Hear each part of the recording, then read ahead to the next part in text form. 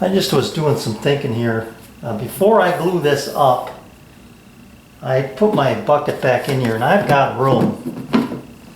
I've got probably 1/8 of an inch to play with here.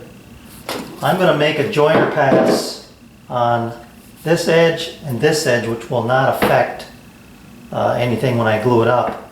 But when I'm going to see how it looks, how the joint looks. And I may make a pass on either side of these pieces as well. And then I'm going to leave this, well, I've got to make the same amount of passes on this so that I can glue it up. But let me make these, I'm going to make 2 passes, one on each of these long boards, so that when this gets put together, you're not going to see those saw marks when it's finished. Yeah, I like that a lot better. All right, now I can join them up. All right, it goes back together pretty nicely. It's just dry fit right now, but I'm able to get everything tight. I'll knock this out when I get it glued up. But my finished panel is going to be 30 by 30. Right now I'm at 30 5/8 by just a hair over 32. So that's going to be perfect. I'll be able to make my cuts here. Yeah, and I want to make sure I'm not going to be hitting any dominoes, which I won't on the edge. I've got about 1 inch to play with here. All right, that's enough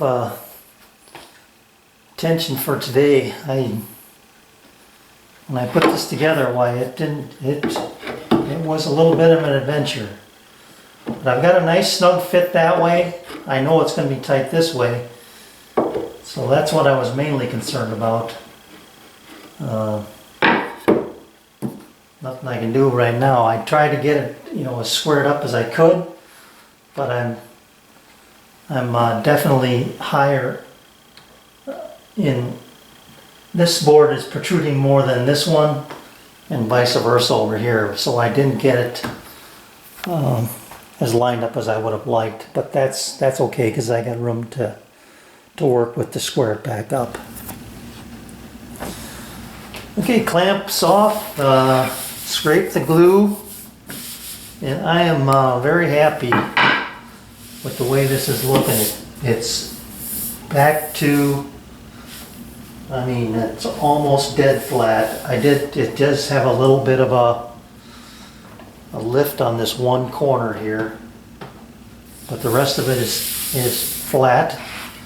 So it'll pull down when I mount it to the legs anyway, the base. So this is a very tight fit, which was to be expected. This is just a bit loose, which is fine. That's the fun part of woodworking for me right there. When you can take your hand planes and create shavings like that and get results like this.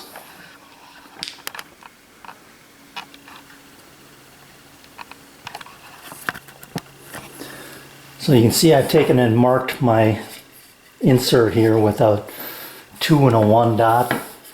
So there's no confusing as to which way this thing can go in. It can only go one way. And that's it. That's going to be my insert. And I never in my wildest dreams would have ever thought of doing a project like this. But I think this is going to be kind of cool. So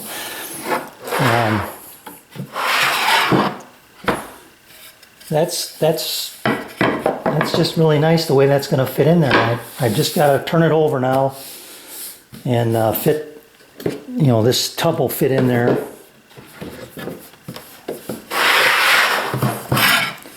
You'd have to imagine that this is the bottom, I guess, but the tub will fit in like that.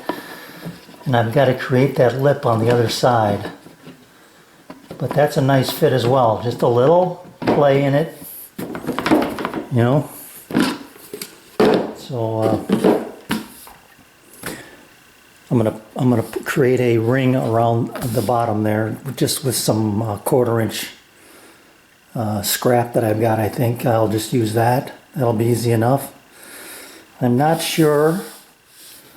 I think what I'll do is run 2 with the full length here, and then on this side or in the middle, I don't want to go full length because this is going to move. I might just do the middle third, and that should be good enough. But once I create that, then I'm going to put my insert back in here and sand this thing to the finished grit. So right now it's at 120, and I'll take it down to 150 or 180.